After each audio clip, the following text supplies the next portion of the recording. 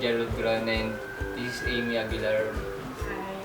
And yung life namin before kami mag-GPAX, ano po ako, former graphic artist ako sa printing company. Then, may experience tayo ako sa ganitong industry sa network marketing.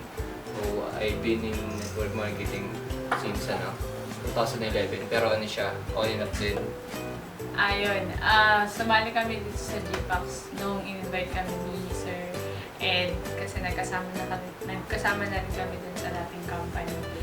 Then, winork out namin yung GPAX nung December talaga.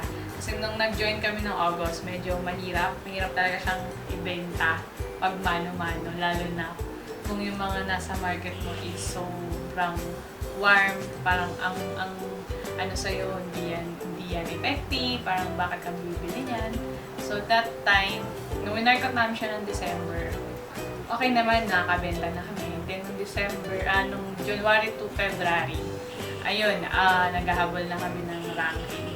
Then after nung resignation ko, kasi dati akong empleyado sa isang packaging corporation as import staff, nag-resign ako ng January 25. Then after a week yun, nag-zero rank ako.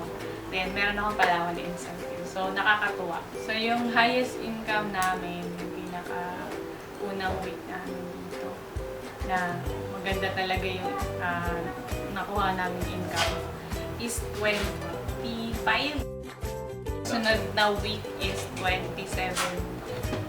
Yung products, hindi mo rin naman pwede siya kasi marami na rin siyang maganda yung quality. Yes, marami na siyang testimonials. Tsaka madali siyang ibenta ngayon kasi mostly, di ba, cosmetics. Kasi bestseller namin is yung Algae Cleanse and yung Air Lip.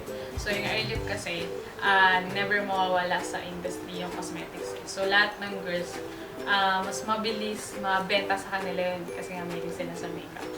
So maganda yung product ng company, maganda yung income ng company. So i-invite namin kayo to join and to join our team. So sana makasama din namin kayo at makatulong din kami sa mga pangailangan nyo. Kasi malay nyo, di ba, yung GPAX na yung magpabago ng buhay